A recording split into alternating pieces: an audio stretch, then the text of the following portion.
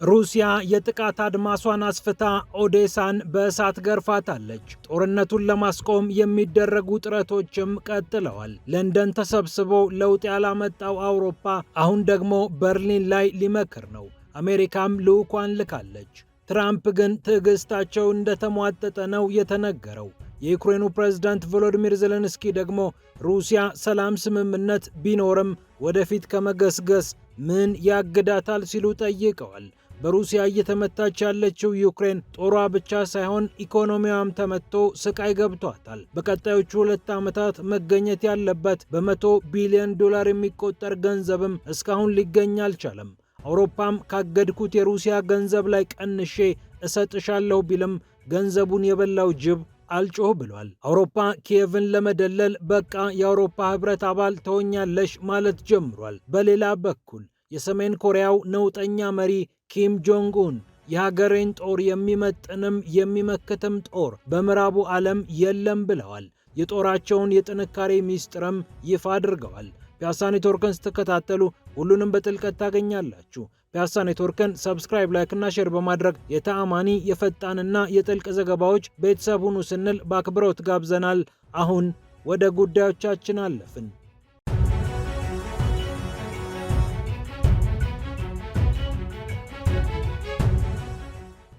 የአሜሪካው ፕሬዝዳንት ዶናልድ ትራምፕ ልዩ ልዑክ የሆኑት ስቲቭ ዊትኮፍ ወደ በርሊን ሊያቀኑ መሆኑ ተሰምቷል። ወደ በርሊን የሚያቀኑት ደግሞ ከአውሮፓ መሪዎች ጋር ለመምከር ነው። የአሜሪካው ፕሬዝዳንት ዶናልድ ትራምፕ እርሳቸው ወደ በርሊን ማምራት ትተው ልዑካቸውን የላኩበት ምክንያት ግልጽ ይመስላል። አውሮፓን ሙሉ ለሙሉ ላለማስቆጣት ተጠንቅቀው የነበሩት ዶናልድ ትራምፕ የአውሮፓ መሪዎች ደካሞች ናቸው በማለት እስከ መናገር መድረሳቸው ይታወሳል። አሁን በጀርመን የሀገራት መሪዎች ተገናኝተው የዩክሬንን ጉዳይ እንደሚመክሩ ይጠበቃል። የዩክሬኑ ፕሬዝዳንት ቮሎዲሚር ዜሌንስኪም እንደሚገኙ ተሰምቷል። ስቲቭ ዊትኮፍ ከአውሮፓ መሪዎች ጋር ተመካክረው የሚደርሱበት ውሳኔ ምን እንደሚሆን ግን ገና ካሁኑ ሊታወቅ አልቻለም። ዩክሬን በበኩሏ 20 ነጥቦች ያሉት የሰላም ሐሳብ አምጥታ ለአሜሪካ እንደሰጠች ተሰምቷል። እናም በዚህ ጉዳይ ላይ አብራ መምከር ፈልጋለች። ዎል ስትሪት ጆርናል እንደዘገበው በበርሊኑ ጉባኤ የብሪታንያው ጠቅላይ ሚኒስትር ሰር ኪር ስታርመር፣ የፈረንሳዩ ፕሬዝዳንት ኢማኑኤል ማክሮን፣ የጀርመኑ ቻንስለር ፍሬድሪክ መርዝ ይገኛሉ ብሏል። ነገር ግን ሀገራቱ በይፋ እነዚህ መሪዎች ስለመገኘት ስላለመገኘታቸው ይፋዊ የሆነ መግለጫ አልሰጡም። በዚህ መሃል ነው ታዲያ ሩሲያ ኦዴሳ ላይ ከፍተኛ ምት ያሳረፈችው። የወደቧ ከተማ ላይ ከባድ ጥቃት የፈጸመችው ሩሲያ በወደቡ አካባቢ ተከማችተው የነበሩ ዕቃዎችን እንዳቃጠለች ተሰምቷል። እንደ ቢቢሲ ዘገባ ንብረትነቱ የቱርክ የሆነ መርከብ ላይ በርካታ መኪኖች ተመተው እሳት እንደተያያዘ፣ የቢቢሲ ዘገባ ንብረትነቱ የቱርክ የሆነ መርከብ ላይ ተሽከርካሪዎች ተቃጥለው እንደሚታዩ ተጽፏል። የኦዴሳ አስተዳዳሪዎችን የጠቀሰው ዘገባው የኃይል መሰረተ ልማቶችና ሌሎች የኢንዱስትሪ መንደሮችም ላይ ጥቃት ተፈጽሟል። ሩሲያ እንዲህ አይነት መሰረተ ልማቶችን የማጠቃው የዩክሬን ጦር ሲጠቀምባቸው ብቻ ነው እንደምትልም ይታወቃል። ዶንባስን ወይ በግድ ወይ በውድ አስለቅቃለሁ ብላ የተነሳችው ሞስኮ ኪየቭን በተለያዩ መንገዶች እየመታች ትገኛለች።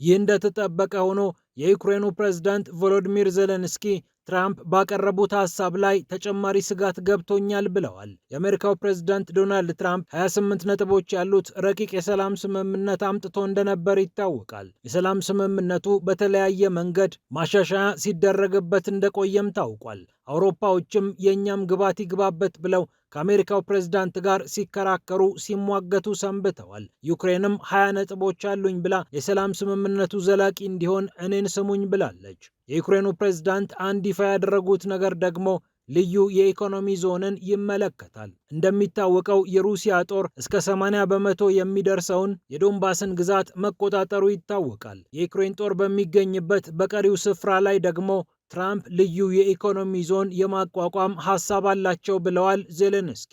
የዩክሬን ጦር ወደ ኋላ ቢወጣም የሩሲያ ጦር ወደፊት ሳያልፍ ልዩ የኢኮኖሚ ዞን አቋቁመን ሁለቱም ጦሮች የማይገቡበት ከጦር ነፃ የሆነ ቀጠና እንገነባለን ሲሉ ትራምፕ ለዜሌንስኪ ሐሳብ ማቅረባቸውም ተሰምቷል። ታዲያ ዜሌንስኪ እዚህ ላይ ነው ጭንቀት ውስጥ የገቡት። ይህ አካባቢ የእኛም ጦር አይገባም የእነሱም ጦር አይገባበትም ቢባልም ሩሲያ ግን ባላት ወታደራዊ አቅም ተጠቅማ ወደፊት ብትገሰግስ ማን ተይላታል? ከጦር ውጪ ባለ መንገድም ሲቪሎችን እንደ ነዋሪ አስቀምጣ ብታሰፍርበት ምን እናደርጋታለን ብለው እንደተጨነቁም ተናግረዋል። የአሜሪካው ፕሬዝዳንት ዶናልድ ትራምፕ ደግሞ በተለያዩ መንገዶች እየተተበተበ ያለው የዩክሬን ጦርነትና የሰላም ሂደት ጉዳይ እያሳሰባቸው ብቻ ሳይሆን ተስፋ እያስቆረጣቸው እንደመጣም ተሰምቷል። ከፖለቲኮ ጋር ባደረጉት ቃለ ምልልስ የአውሮፓ መሪዎች ደካሞች ናቸው፣ ዩክሬንም ምርጫ ማካሄድ አለባት ብለው ውስጣቸው ያለውን ስሜት እንዳፈነዱት ይታወቃል። አውሮፓም አስጥሎ ላይ አስጥል ዩክሬንን ግዴለሽም ተዋጊ ማለቱን ዶናልድ ትራምፕ የፈለጉት አይመስልም። ዜሌንስኪ በበኩላቸው ምርጫ ማከናወን እንችላለን፣ 90 ቀናት ይበቁናል፣ ነገር ግን አውሮፓና አሜሪካ እንከላከልልሻለን ብለው ዋስትና ሊሰጡኝ ይገባሉ። ነገር ግን ከዚህ ቀድሞ የአሜሪካና አውሮፓ ዋስትና ይቀድማል የሚል ሀሳብ ከዜሌንስኪ በኩል ተነስቷል።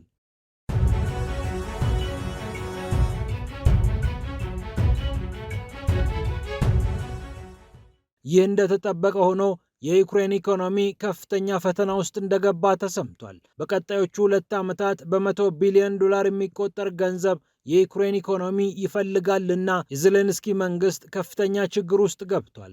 ታዲያ ይህ ገንዘብ ይመጣል የተባለው በሁለት መንገድ ነበር። አንድም አውሮፓ ብድር እሰጣለሁ ብሎ፣ አንድም የታገደው የሩሲያ ሀብት ተጨማሪ ምንጭ ይሆናል ተብሎ። ይሁንና የሩሲያን ገንዘብ ሙሉ ለሙሉ ለዩክሬን መስጠትን በተመለከተ የራሳቸው የአውሮፓ ሀገራት ውዝግብ ውስጥ ገብተዋል።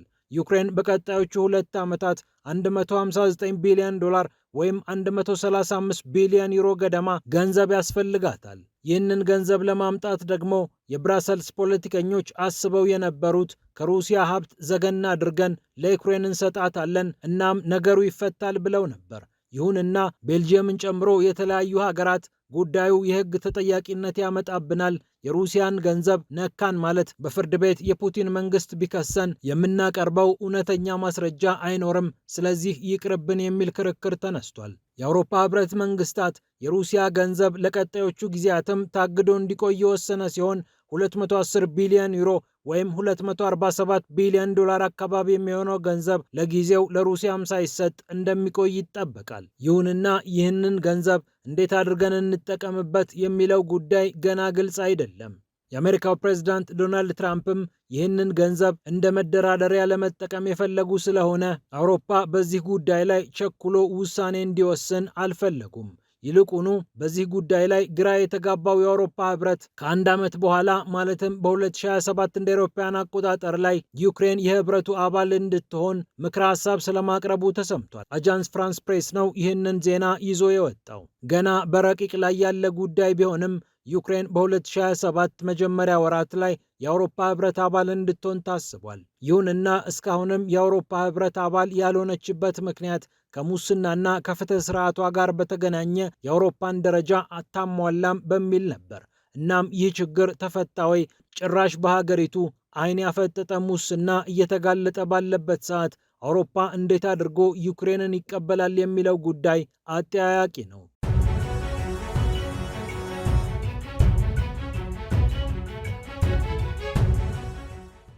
በሌላ በኩል የዩክሬን ጉዳይ የፔንታገን ባለስልጣናትን ስለማወዛገቡ ተሰምቷል። መከላከያ ሚኒስትሩና በመከላከያ ሚኒስቴር ውስጥ ያሉ ባለስልጣናት ከፍተኛ ሙግት ውስጥ እንደገቡም ተሰምቷል። የስልጣን ፍትጊያ እንደታየም ነው የታወቀው። የአሜሪካ የጦር ሚኒስትር የሆኑት ፔት ሄግሴት ከሌላኛው የፔንታገን ባለስልጣን ዳን ድሪስኮል ጋር ከፍተኛ ውዝግብ ውስጥ እንደገቡ ተሰምቷል። ዘቴሌግራፍ እንደዘገበው ፔት ሄግሴት ዳን ድሪስኮልን ከዚህ በኋላ በዩክሬን ጉዳይ ውስጥ እጅህን እንዳታስገባ ብለው እንዳገዷቸው ተሰምቷል። ከ2 ሳምንታት በፊት ወደ ኪየቭ የተጓዘውን የአሜሪካ ልዑካን ቡድን በተመለከተ ሰውየው እዚህ ልዑክ ውስጥ እንዳይገቡ የጦር ሚኒስትሩ ስለማድረጋቸው ተሰምቷል። እንደ ፋይናንሻል ታይምስ ዘገባ የሁለቱ የፔንታገን ባለስልጣናት ውዝግብ የጀመረው ዳን ድሪስኮል ልዩ ትኩረት በማግኘታቸው ነው። ራሳቸው ዳን ድሪስኮል የጦር ሚኒስትር ለመሆን ፍላጎት ስላላቸው ፔት ሄግሴትን እየተጋፉ መጥተዋል የሚለው ሪፖርቱ፣ ይህ እንቅስቃሴያቸውና አዝማሚያቸው ደግሞ በሚኒስትሩ እንዳልተወደደላቸው ተሰምቷል። ወደ ኪየቭና ወደ ተለያዩ ሀገራት የዩክሬንን ጉዳይ በተመለከተ የተንቀሳቀሱት ዳን ድሪስኮል የአሜሪካው ምክትል ፕሬዝዳንት ጄዲ ቫንስ የቅርብ ወዳጅ እንደሆኑ ይነገራል። እናም አንገታቸውን ቀና ቀና በማድረግ ልታይ ሲሉ በጦር ሚኒስትሩ እንቅስቃሴያቸው አልተወደደም እና ታግደዋል ነው የተባለው። ዋይት ሀውስ ግን የተለየ የተፈጠረ ነገር የለም ሲል ሪፖርቶቹን አጣጥሏል።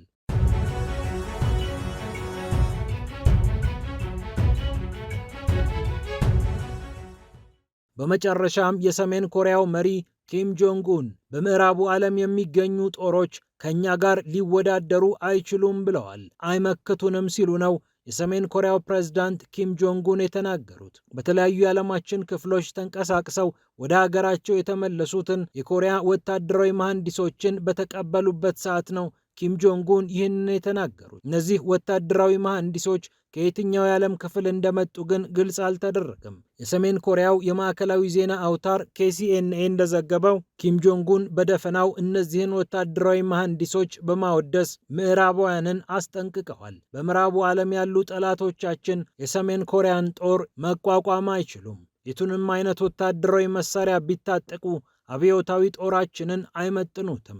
ምክንያቱም የእኛ መንፈስ ጥልቅ ነው። ጥልቁ መንፈሳችን የጦራችን ጥንካሬ ነው። የእኛ ጦር ለሀገራቸው መሞት የማይሰስቱ ወታደሮች የተሞሉበት ነው። በጀግንነታችንና በጠንካራው መንፈሳችን እንበልጣቸዋለን። ይህ ደግሞ በምንም የማይተካ ዋጋ ነውና ከምዕራቡ ዓለም ጦሮች እንበልጣለን ብለን በኩራት እንናገራለን ብለዋል ኪም ጆንግ ኡን። ፒያሳ ኔትወርክን ስትከታተሉ ስለቆያችሁ ክብረት ይስጥልን ብለናል። ፒያሳ ኔትወርክን ሰብስክራይብ፣ ላይክ እና ሼር በማድረግ የተአማኒ የፈጣንና የጥልቅ ዘገባዎች ቤተሰቡን ስንል በአክብሮት ጋብዘናል። ሰላም ለዓለማችን።